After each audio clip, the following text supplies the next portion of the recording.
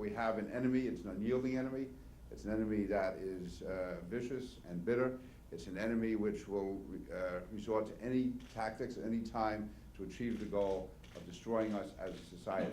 And the enemy is Islamic terrorism. It's not an amorphous extremism. It's not some people who happen to be opposed to us.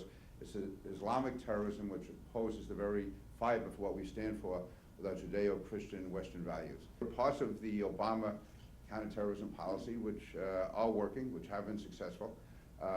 If you notice, despite much of the rhetoric, they have continued, for instance, in Iraq and in Afghanistan, the Bush policy. When the Obama administration came in, and is one of their first priorities, in fact, the very first priority of the president was to shut down Guantanamo, it sends exactly the wrong message. First of all, it pandered to the anti-American forces who denounced the United States. It was, in effect, by the president's constant references to the terms torture, acknowledging what our enemies claim about us when it's not true. I have said to people, if you want to claim this moral high ground, do you really think it's the moral high ground to say that if on September 10th we had captured Mohammed Atta, and we knew that somewhere, someplace in the United States in the next few days there was going to be a horrible attack that would kill thousands of people, but we didn't want to hold his head underwater for a few seconds to find out what it was going to be? How would you feel, going to the wakes of all the people, of those who were killed, and telling the families, we could have saved your husband's life, your son's life, your daughter's life, but we wanted to take the moral high ground and not create any temporary discomfort.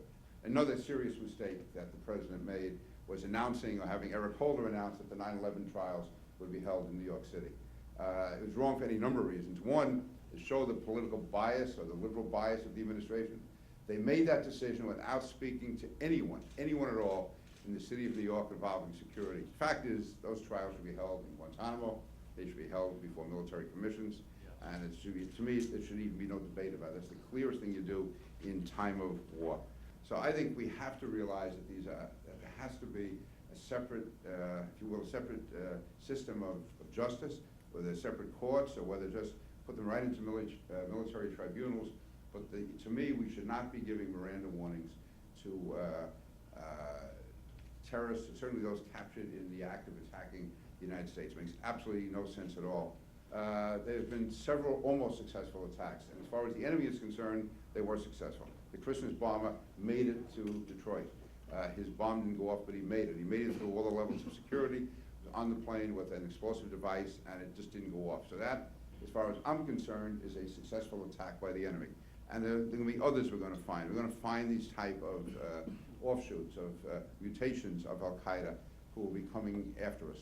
And what they've decided to do is, because they have a hard time coming in from overseas, even though Abdul Muttalib did it at Christmas time, the fact is it's much, much harder for them to come in from overseas, so they're now recruiting people living in the United States legally. We have people being recruited from the United States, and we have to face certain realities. We have to avoid political correctness and talk about it and say that not enough leaders in the Muslim community cooperate with law enforcement. So these are realities we have to face, and I think too often, in fact, most times we don't. These are just things that aren't supposed to be said in polite company. That's especially true of John Brennan, the President's Homeland Security Advisor, who I have called for him to be fired. I think he does a terrible job. I think he basically is trying to run intelligence policy from the White House without being subject to any type of congressional scrutiny whatsoever. And just the advice he's given the president has been clearly wrong on so many occasions.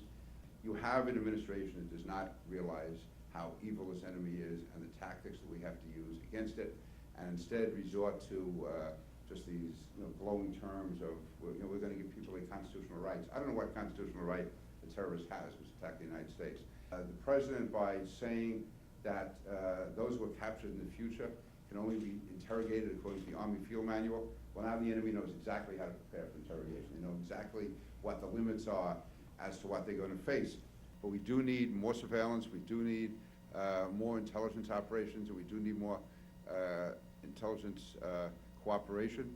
We are at a stage in Iraq where we can look, I believe, for a stable Iraq, so long as we don't leave too soon, so long as we maintain a presence and work with the Iraqis by our actions in Afghanistan and by the much closer cooperation with our allies. We've been able to stop Al-Qaeda from being an effective force right now.